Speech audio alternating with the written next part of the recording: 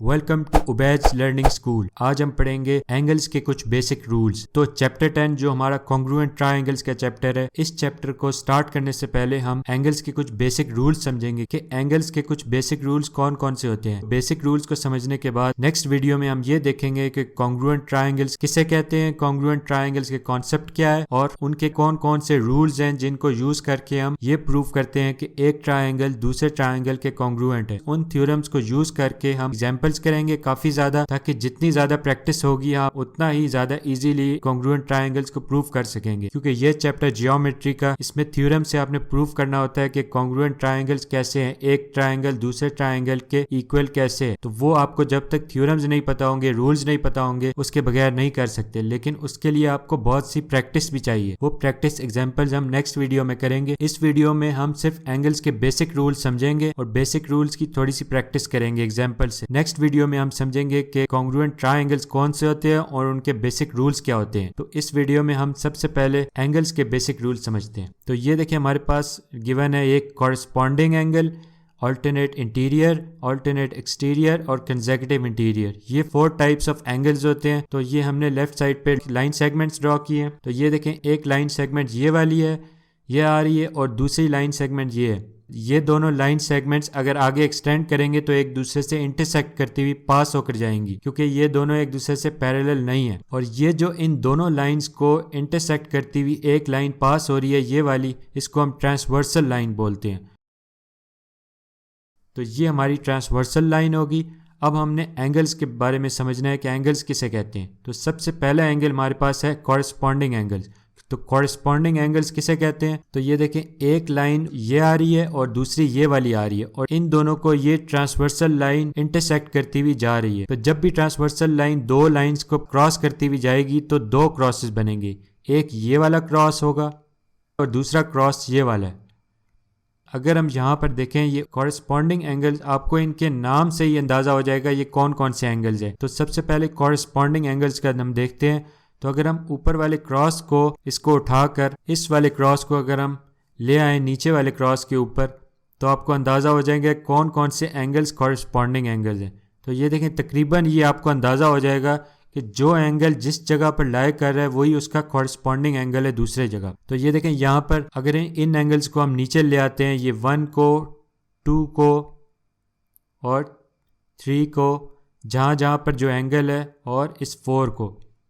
अब हम देखते हैं कि कॉरेस्पॉन्डिंग एंगल्स कौन से थे। तो कॉरेस्पॉन्डिंग एंगल्स पहले हमने फाइंड करने हैं। तो सबसे पहले देखें, ये लेफ्ट टॉप पे हमारे पास कौन सा एंगल है, ये 1, ये, और यहाँ पर क्रॉस पे भी लेफ्ट टॉप पे 5 है। तो ये दोनों एक दूसरे के कॉरेस्पॉन्डिंग एंगल्स होंगे, क्योंकि ये दोनों एक ही पोजीशन पे लाई कर रहे हैं। इसी तरह राइट टॉप पे 2 है और यहाँ पर 6 है।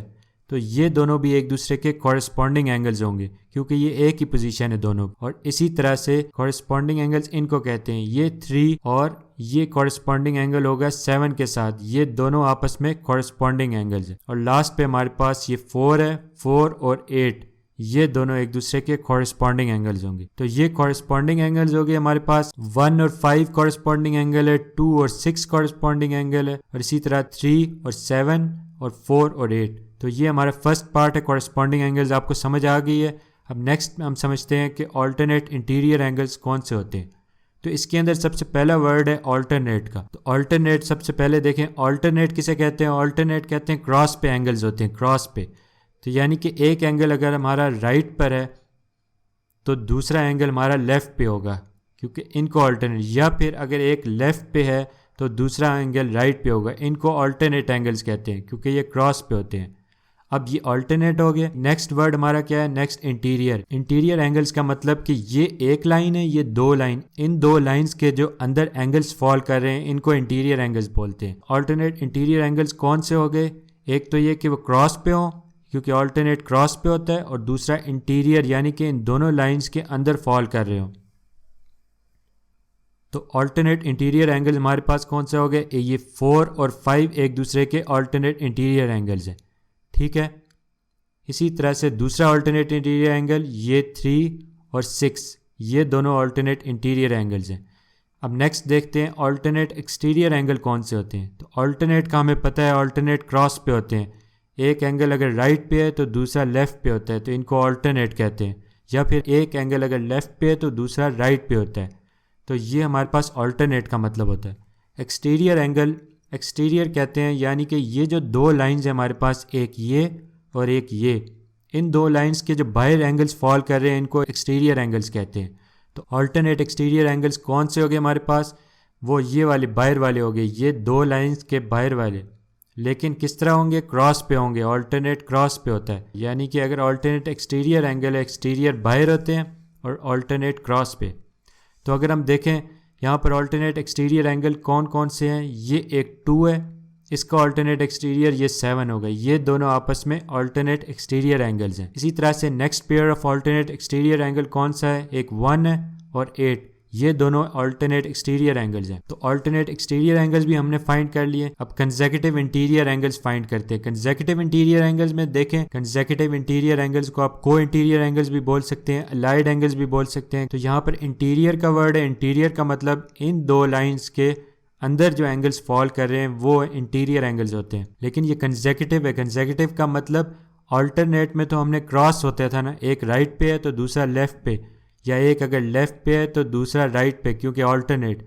लेकिन कंसेक्यूटिव में एक ही साइड पे होते हैं वो एंगल, यानी ये 4 और 6 आपस में ये कंसेक्यूटिव इंटीरियर एंगल्स हैं। इसी तरह नेक्स्ट कंसेक्यूटिव इंटीरियर एंगल्स हमारे पास कौन से हैं? ये 3 और 5। अभी हमने जो समझा है इसमें दो लाइंस इंटरसेक्ट कर रही थी, पैरेलल नहीं थी। अब हम देखते हैं इन्हीं दो लाइंस को अगर हम पैरेलल कर लें तो फिर इनकी प्रॉपर्टीज कैसे चेंज हो जाती है। यहाँ पर देखें, ये दोनों लाइंस हमारे पास पैरेलल हैं। ये वाली लाइन और ये वाली लाइन दोनों पैरेलल हैं। और इससे पहले जो हमारे पास फिगर थी, इससे पहले ये देखें, यहाँ पर ऊपर वाली लाइन ये नीचे आ रही है ऊपर से, और ये नीचे वाली यहाँ से ऊपर जा रही है। तो इन दोनों को अगर हम एक्सटेंड करेंगे तो आगे जाके एक दूसरे से इंटरसेक्ट करेंगी और क्रॉस करेंगी एक दूसरे को, क्योंकि ये पैरेलल नहीं है। जबकि अभी जो हमने फिगर ड्रॉ की है इसमें देखें दोनों पैरेलल है। पैरेलल लाइन्स की क्या निशानी होती है? ये देखें इसमें इंडिकेशन, ये जो एरोज डले हुए हैं ना दोनों पे एरोज, ये इंडिकेट कर रहे हैं कि दोनों लाइन्स पैरेलल है। They will go on forever, parallel ही कभी इंटरसेक्ट नहीं करेंगी। तो जब भी दो पैरेलल लाइंस को एक ये वाली लाइन जो ट्रांसवर्सल, जिसको हम ट्रांसवर्सल कहते हैं, इंटरसेक्ट करती हुई जाएगी तो दो क्रॉसेस बनेंगे, हमें पता है, एक ये वाला है और एक ये वाला है। लेकिन चूंकि ये पैरेलल लाइंस है, पैरेलल लाइंस की प्रॉपर्टीज ये होती हैं कि अगर हम इस एंगल को, इस ऊपर वाले क्रॉस को उसके ऊपर रखें, ये देखें जैसे हम इसको अगर इसके ऊपर रखें तो ये एग्जैक्टली उसके ऊपर आएगा, यानी कि इसके तमाम एंगल्स एक दूसरे से इक्वल होंगे। कॉरस्पॉन्डिंग एंगल्स एक दूसरे के बिल्कुल इक्वल होंगे, कॉन्ग्रुएंट होंगे। इसको हम कहेंगे कॉन्ग्रुएंट एंगल्स, क्योंकि दोनों लाइंस पैरेलल हैं। पैरेलल लाइंस को जब ट्रांसवर्सल इंटरसेक्ट करती है तो उसके एंगल्स भी कॉरस्पॉन्डिंग इक्वल होते हैं। तो जो एंगल जहां पर है उसी कॉरस्पॉन्डिंग पोजीशन पे दूसरी जगह जो एंगल है वो दोनों एंगल्स एक दूसरे से कॉन्ग्रुएंट है, यानी कि इक्वल है। तो इसका मतलब है पैरेलल लाइंस में ये एंगल और ये एंगल दोनों इक्वल होते हैं। तो यानी कि इनके हर एंगल इक्वल होते हैं, कॉन्ग्रुएंट होते हैं। तो इसको समझते हैं। अब हम पैरेलल लाइंस के एंगल्स को समझते हैं। तो कॉरस्पॉन्डिंग एंगल्स हमारा कौन सा होगा? पहले तो ये दो पैरेलल लाइंस हैं हमारे पास। तो पैरेलल लाइंस की ये इंडिकेशन है कि ये एरोज के साइन है। तो अगर हम देखें यहाँ पर एक पैरेलल, ये एक एंगल ये 1 है, तो इसका कॉरस्पॉन्डिंग एंगल ये 5 है। तो 1 और 5 कॉरस्पॉन्डिंग एंगल्स एक दूसरे से इक्वल होंगे, यानी कॉन्ग्रुएंट होंगे, क्योंकि ये पैरेलल लाइंस को इंटरसेक्ट कर रही है, इसीलिए इसके कॉरस्पॉन्डिंग एंगल्स बिल्कुल इक्वल होंगे। तो 1 और 5 इक्वल होगा यहाँ पर, और इन एंगल्स को हम कह देंगे ये कॉन्ग्रुएंट एंगल्स हैं। अब इसी तरह से नेक्स्ट कॉरस्पॉन्डिंग एंगल्स कौन से हमारे पास? ये देखें, ये एंगल 2 है हमारे पास और ये एंगल 6 है। ये दोनों आपस में कॉरस्पॉन्डिंग है, और चूँकि पैरेलल लाइंस है इसीलिए दोनों एक दूसरे के कॉन्ग्रुएंट भी हैं। और इसी तरह से 3 एंगल 7 एंगल के कॉन्ग्रुएंट है और 4 एंगल 8 एंगल के कॉन्ग्रुएंट है। तो ये सब कॉरस्पॉन्डिंग एंगल्स इक्वल होते हैं। इसी तरह नेक्स्ट हम देखें ऑल्टरनेट इंटीरियर। तो हमें पता है ऑल्टरनेट क्या होता है? क्रॉस पे होता है। क्रॉस, एक राइट पे है तो दूसरा लेफ्ट पे है, तो अगर एक लेफ्ट पे है तो दूसरा राइट पे होगा। और इंटीरियर हमें पता है, इंटीरियर कौन सा होता है? इन दो लाइंस के जो अंदर एंगल्स फॉल कर रहे हैं उनको इंटीरियर एंगल्स कहते हैं। तो ऑल्टरनेट इंटीरियर एंगल कौन से हो गए? ये वाले 3 एंगल और 6, ये आपस में एक दूसरे के कॉन्ग्रुएंट एंगल्स होंगे, क्योंकि ये ऑल्टरनेट इंटीरियर एंगल्स हैं। इसी तरह 4 और 5 आपस में कॉन्ग्रुएंट होंगे। नेक्स्ट देखते हैं ऑल्टरनेट एक्सटीरियर एंगल। एक्सटीरियर वो जो इन दो लाइन से बाहर के एंगल्स होते हैं, ये वाले इन दो लाइन से बाहर के। और ऑल्टरनेट मतलब क्रॉस में जो एंगल्स होते हैं वो एक दूसरे के, ये वाले क्रॉस में। तो हमारे पास ऑल्टरनेट एक्सटीरियर कौन से बन गए? एक ये 2 है और इसका ऑल्टरनेट एक्सटीरियर 7 है। तो यानी 2 और 7 एंगल्स आपस में एक दूसरे के इक्वल हैं, यानी कॉन्ग्रुएंट हैं। Next pair of alternate exterior angles कौन से हैं? एक 1 और 8। ये दोनों आपस में एक दूसरे के कॉन्ग्रुएंट हैं क्योंकि ये ऑल्टरनेट एक्सटीरियर है। इसी तरह लास्ट पे देखेंगे कंसेक्यूटिव इंटीरियर। इंटीरियर का मतलब दोनों लाइंस के जो अंदर के एंगल्स होते हैं उनको हम इंटीरियर कहते हैं, लेकिन यहाँ पर कंसेक्यूटिव इंटीरियर है तो कंसेक्यूटिव मतलब एक ही साइड पे, लेकिन पैरेलल लाइंस के अंदर कंसेक्यूटिव इंटीरियर एंगल्स की ये प्रॉपर्टी होती है कि ये दोनों सप्लीमेंट्री एंगल्स होते हैं, यानी कि इन दो एंगल्स को अगर हम ऐड अप करें तो ये 180 डिग्री के इक्वल होते हैं। क्योंकि ये पैरेलल लाइंस हैं तो इन दोनों एंगल्स को ऐड अप करके हमारे पास 180 डिग्री आना चाहिए। 4 और 6 डिग्री एंगल्स को ऐड अप करें तो 180 डिग्री आना चाहिए। नेक्स्ट कंसेक्यूटिव इंटीरियर कौन से हैं? 3 और 5। अब 3 और 5 एंगल्स को भी अगर हम ऐड करें तो हमारे पास 180 डिग्री आना चाहिए, क्योंकि कंसेक्यूटिव इंटीरियर एंगल्स को सप्लीमेंट्री एंगल या एलाइड एंगल्स भी कहते हैं, इसीलिए इनको हम सप्लीमेंट्री एंगल्स, एलाइड एंगल्स या को इंटीरियर, ये तीनों चीजें कहते हैं। बस इसमें एक और चीज आपको बतानी थी, ये देखें इसमें 2 क्रॉसेस डलते हैं। एक क्रॉस ऊपर ये वाला होता है, ये हमें पता है, और एक नीचे होता है जब ट्रांसवर्सल 2 पैरेलल लाइंस को इंटरसेक्ट करती है। तो एक ऊपर वाला है और एक ये नीचे वाला है। लेकिन इसके अंदर जो 2 एंगल्स होते हैं, ये देखें ये वाले जो एंगल अगर देखें, एक ये वाला एंगल है 1 और इसके ऑपोजिट ये वाला है, ये दोनों आपस में वर्टिकली ऑपोजिट एंगल्स है और वर्टिकली ऑपोजिट एंगल्स हमेशा इक्वल होते हैं, ये आपने याद रखना है।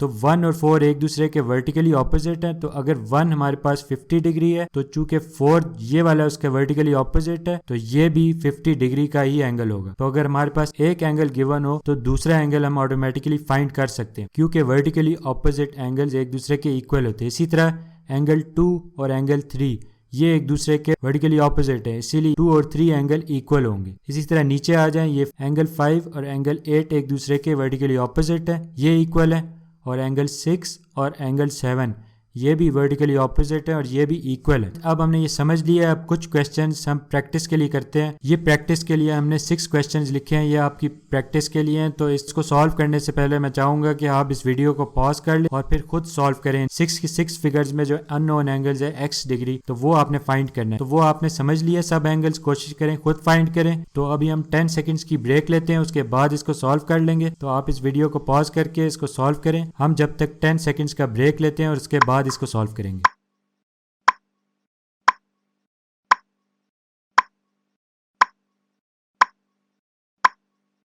और ये हमारे 10 सेकेंड्स पूरे हो गए हैं। तो अब हम इसको सॉल्व करते हैं। तो फर्स्ट हमारे पास क्या था, यहाँ पर ये देखें, ये एंगल 60 डिग्री का है और नीचे हमारे पास अननोन एंगल ये वाला है। तो ये देखें, ये 2 एंगल्स हमारे पास कौन सा बना रहे हैं एंगल। अगर आपको याद हो पैरेलल लाइंस में ट्रांसवर्सल इंटरसेक्ट करे तो ये दोनों आपस में कॉरेस्पॉन्डिंग एंगल्स है और कॉरेस्पॉन्डिंग एंगल्स कॉन्ग्रुएंट होते हैं एक दूसरे के पैरेलल लाइंस में। तो अगर ऊपर 60 डिग्री है तो ये वाला भी 60 डिग्री होगा। तो ये हमारा कॉरेस्पॉन्डिंग एंगल फाइंड हो गया, क्योंकि पैरेलल लाइंस के अंदर कॉरेस्पॉन्डिंग एंगल्स इक्वल होते हैं, कॉन्ग्रुएंट होते हैं। तो नेक्स्ट एग्जांपल देखते हैं। यहाँ पर हमारे पास 110 डिग्री गिवन है और हमने ये वाला नीचे वाला एंगल फाइंड करना है। तो किस तरह फाइंड करेंगे, देखें, चूंकि पैरेलल लाइंस को इंटरसेक्ट कर रहा है तो ये देखें इसका कॉरेस्पॉन्डिंग एंगल ये वाला होगा। तो ऊपर अगर 110 डिग्री है तो यहाँ पर भी 110 डिग्री होगा, क्योंकि कॉरेस्पॉन्डिंग एंगल्स हमेशा कॉन्ग्रुएंट होते हैं। और इसी तरह ये अगर 110 डिग्री का एंगल है हमारे पास तो इसका वर्टिकली ऑपोजिट एंगल कौन सा है, ये वाला है। तो अगर ऊपर 110 डिग्री का है तो वर्टिकली ऑपोजिट एंगल्स भी इक्वल होते हैं। तो ये x जो है हमारे पास, ये भी 110 डिग्री का ही एंगल होगा। तो इसका भी हमने फाइंड कर लिया। नेक्स्ट एग्जांपल देखते हैं। तो नेक्स्ट देखें, यहाँ पर क्या है, ये 2 पैरेलल लाइंस हैं, उनको ट्रांसवर्सल इंटरसेक्ट कर रही है। तो इनके अंदर वाले जो एंगल्स हैं, तो हमने बताया था कि ये जो अंदर एंगल्स हैं इनको हम इंटीरियर एंगल्स बोलते हैं। तो इंटीरियर एंगल्स एक ही साइड पे हों तो ये हमारे कंसेक्यूटिव इंटीरियर बन जाते हैं। तो हमने बताया था consecutive interior angles supplementary angles भी कहलाते हैं। तो कंसेक्यूटिव इंटीरियर एंगल्स को अगर हम ऐड अप करें तो 180 डिग्री होना चाहिए। तो अगर एक एंगल हमारे पास 60 डिग्री का है तो दूसरा 120 डिग्री का होगा, ताकि दोनों को ऐड अप करें तो 180 डिग्री बन जाए। तो हमारा अननोन एंगल आ गया है 120 डिग्री। नेक्स्ट एग्जांपल देखते हैं। इसमें 40 डिग्री गिवन है और हमारे पास दूसरी साइड पे अननोन एंगल किधर है, ये देखें, ये अल्टरनेट। तो ये अल्टरनेट पोजीशन पे है एक्स अननोन एंगल। तो ये हमारे पास 2 लाइंस के अंदर है, यानी कि इंटीरियर एंगल है, और क्रॉस में आ रहा है तो इसका मतलब है ऑल्टरनेट है। तो यानी कि ऑल्टरनेट इंटीरियर एंगल, और ऑल्टरनेट इंटीरियर एंगल्स भी इक्वल होते हैं। तो वो 40 डिग्री है क्या है, तो ये भी 40 डिग्री होगा, क्योंकि पैरेलल लाइंस में एंगल्स इक्वल होते हैं। नेक्स्ट एग्जांपल देखते हैं। यहाँ पर 45 डिग्री है और ऊपर हमारे पास अननोन ये वाला एंगल है। तो ये कैसे फाइंड करेंगे? तो ये देखें, ये आपस में एक दूसरे से ऑल्टरनेट पोजीशन पे हैं, क्रॉस के ऊपर है, एक लेफ्ट पे है दूसरा राइट पे है। ये पैरेलल लाइंस हैं, लेकिन इन दो पैरेलल लाइंस के बाहर हैं दोनों एंगल। इसका मतलब है ये एक्सटीरियर पोजीशन है, यानी ऑल्टरनेट एक्सटीरियर। तो ऑल्टरनेट एक्सटीरियर एंगल्स भी इक्वल होते हैं। तो अगर नीचे 45 डिग्री का है तो ऊपर भी 45 डिग्री का होगा। लास्ट एग्जांपल देखते हैं। ये देखें, ये हमारा 50 डिग्री का है, तो इसके जो अंदर वाला एंगल है इंटीरियर एंगल, ये दोनों ऐड अप करके 180 डिग्री बनने चाहिए। तो अगर वो 50 डिग्री का है तो ये 130 डिग्री का होगा, ताकि दोनों कंसेक्यूटिव इंटीरियर एंगल्स को अगर हम ऐड अप करें तो 180 डिग्री बन जाए। तो लेकिन हमने जो नीचे वाला अननोन एंगल फाइंड करना है, अगर ये 130 डिग्री का है तो इसके वर्टिकली ऑपोजिट जो एंगल है वो भी 130 डिग्री का ही होगा। तो हमारे पास जो अननोन एंगल आ जाएगा वो भी 130 डिग्री का आ जाएगा। तो ये हमने प्रैक्टिस भी कर ली है, हमने एंगल्स के बेसिक्स समझ लिए। इसके बाद हम नेक्स्ट वीडियो में कॉन्ग्रुएंट ट्रायंगल्स के रूल्स समझेंगे। उन रूल्स को यानी थ्योरम्स को यूज करके हमने ये प्रूव करना होता है कि एक ट्रायंगल दूसरे ट्रायंगल से कॉन्ग्रुएंट है कि नहीं। तो वो कुछ रूल्स है हमारे पास होते हैं, उनको यूज करते हैं, उन थ्योरम्स को यूज करते हैं, लेकिन उसके लिए हम काफी प्रैक्टिस करेंगे नेक्स्ट वीडियो में।